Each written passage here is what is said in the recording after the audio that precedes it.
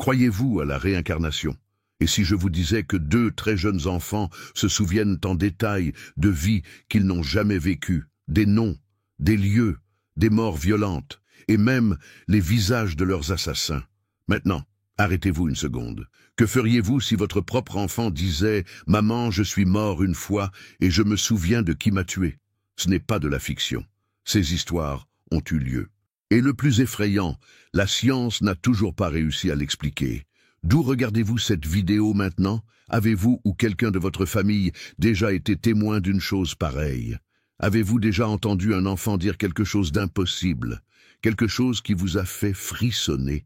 Préparez-vous à découvrir 2 histoires vraies, si incroyables et si détaillées, qu'elles vous feront remettre en question tout ce que vous croyez sur la vie, la mort et ce qui se trouve au-delà. Regardez jusqu'à la fin, parce que l'une de ces histoires a une révélation finale qui va vous faire changer d'avis, inverse. Et peut-être, juste peut-être, que vous ne regarderez plus jamais un enfant de la même manière. KS 1. L'enfant qui a révélé un meurtre. Imaginez un enfant de seulement 4 ans disant fermement « Ce n'est pas mon nom. En fait, j'habitais ailleurs. Et j'ai été tué d'un coup de hache dans la tête. » La famille effrayée pensa que c'était leur imagination. Mais le garçon insista. Il ne se souvenait pas seulement des détails de l'endroit où il avait soi-disant vécu auparavant, comme le disait le nom complet qu'il portait dans cette vie passée. Il a décrit avec précision le village où il vivait. Il a révélé le nom du meurtrier et l'endroit où son corps avait été enterré. La pression a tellement augmenté que les parents ont demandé de l'aide aux habitants et aux autorités. Lieu.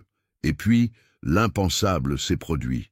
L'enfant conduisit un groupe d'adultes à travers une zone rurale, jusqu'à ce qu'il s'arrête devant un vieil arbre. Il montra le sol et dit « C'était ici, je suis en bas ». Les gens ont creusé le site et, à leur grande surprise, ils ont trouvé un squelette humain avec marque de hache sur le crâne. Mais ce n'était pas tout. L'enfant a reconnu le tueur, toujours vivant, vivant dans la même région. Et devant tout le monde, il regarda l'homme dans les yeux et dit « Tu m'as tué ». La réaction fut immédiate. L'homme pâlit, se mit à trembler et avoua le crime commis des années auparavant. La police a enregistré l'affaire, mais personne ne pouvait expliquer comment un si jeune enfant pouvait savoir tout cela. Ni chercheur, ni médecin, ni sceptique. À ce jour, ce cas reste l'un des récits de souvenirs de vies antérieures les plus impressionnants jamais documentés. Et laisse une question en suspens. Comment expliquer l'impossible? KS2, la fille qui parlait une langue inconnue. Elle n'avait que 3 ans lorsqu'elle a commencé à marmonner des mots étranges pendant jouer seule sur le sol du salon. Au début, les parents pensaient qu'il s'agissait simplement d'un jeu d'enfant, des sons inventés, un langage imaginaire. Mais cela devenait plus clair, plus articulé, plus réel. Sans jamais avoir eu de contact avec une autre langue, la jeune fille commença à parler couramment une langue ancienne. Après une analyse par un linguiste local, la surprise. C'était l'araméen, une langue morte depuis des siècles. Comment cela serait-il possible? La fille parlait en phrases complètes. Elle récitait des prières, elle chantait des chansons. De plus, il prétendait avoir vécu dans un village du Moyen-Orient il y a plusieurs siècles. Il a donné le nom du village, de la ville la plus proche, des membres de son ancienne famille. Famille. Et même le nom d'un temple où il dit avoir appris à lire et à écrire. Intrigués, les parents ont demandé l'aide d'universitaires. Les chercheurs et les historiens ont analysé les informations de l'enfant et sont restés sans voix. Tous les noms, lieux et descriptions correspondent aux documents historiques réels. Elle a décrit avec précision un village qui a été détruit lors d'une ancienne guerre, et il a mentionné des personnages de l'époque qui ont été confirmés plus tard dans des documents conservés dans des musées. Mais la chose la plus effrayante, personne dans la famille n'avait de lien avec cette culture, cette religion ou cette langue. Il n'y avait pas de livres à la maison, ni de parents parlant une autre langue. Rien qui puisse expliquer cela. Comment une si petite fille pouvait-elle savoir tout cela? Serait-ce juste une coïncidence, ou le souvenir d'une vieille âme essayant de parler à travers un nouveau corps? À ce jour, les experts refusent de donner un verdict définitif. Mais ce cas est l'un des exemples les plus mystérieux et les plus documentés de réincarnation possible jamais étudiés. Et nous laisse avec une dernière question. Pourrait-il y avoir beaucoup plus entre la naissance et la mort que nous osons l'imaginer?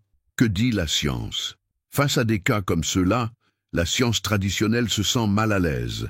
Les psychologues tentent d'expliquer ce phénomène en disant qu'il s'agit simplement de faux souvenirs créés par des influences extérieures ou par l'imagination fertile des enfants.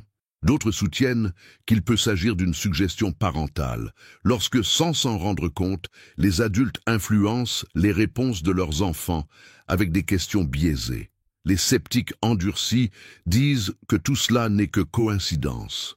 Quels noms, lieux et détails peuvent être trouvés dans des livres, des films ou des conversations entendues sans que la famille ne s'en aperçoive? Mais il y a un problème. Comment expliquer qu'un enfant parle une langue éteinte depuis des siècles, sans aucun contact avec cette langue? Comment peut-on justifier la connaissance d'événements historiques spécifiques ou de l'emplacement exact de corps enterrés avec des détails que seul un enquêteur ou la victime elle-même connaîtrait? Des cas comme ceux-ci défient complètement les lois de la logique et de la raison. Et peu importe à quel point ils essaient d'expliquer, aucune théorie scientifique ne peut expliquer tout cela. Élément impliqué. La science tente de le nier. Mais des rapports continuent d'émerger partout dans le monde. Et peut-être, la question que nous devrions nous poser n'est plus « est-ce réel ?», mais plutôt « pourquoi tant de gens essaient de nous cacher cela ?» Preuve curieuse. Lorsque nous parlons de vie antérieure, certains cas dépassent les mots. Le corps semble porter des souvenirs que l'esprit ne peut expliquer.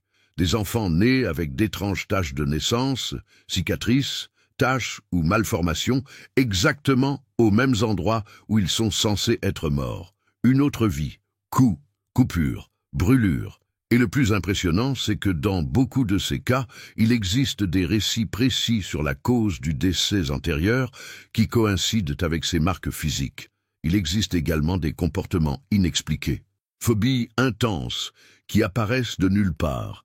La peur irrationnelle de l'eau, par exemple, chez les enfants qui n'ont jamais eu de contact avec la mer ou les piscines, et qui décrivent en détail des décès par noyade dans des vies antérieures. Et ce n'est pas seulement du folklore ou une croyance populaire. Des chercheurs sérieux ont consacré des décennies à enquêter sur ces cas. Le plus connu d'entre eux était le psychiatre Dr. Ian Stevenson de l'Université de Virginie. Il a documenté plus de 2000 cas d'enfants qui prétendaient se souvenir de vies antérieures dans plusieurs pays. Stevenson a effectué des tests rigoureux. Il a comparé les récits des enfants avec des documents historiques, interrogé des témoins, examiné les comportements et même les marques corporelles. Le résultat ? Plusieurs de ces rapports ont été confirmés par des détails qu'un enfant n'aurait pas pu inventer. Des cas comme ceux-ci mettent la science au pied du mur. Parce que si tout cela est vrai, alors qu'ignorons-nous d'autre à propos de l'âme humaine? Le mystère demeure. Serait-ce simplement une coïncidence? Ou serons-nous confrontés à la plus grande preuve que l'âme continue réellement après la mort? Des cas comme ceux-ci remettent en question tout ce que nous savons sur la vie, la conscience et existence. Et ils nous invitent à réfléchir. Qu'y a-t-il au-delà de ce que nos yeux peuvent voir? Maintenant, nous voulons avoir de vos nouvelles. Croyez-vous que l'âme peut renaître? Avez-vous déjà entendu une histoire similaire?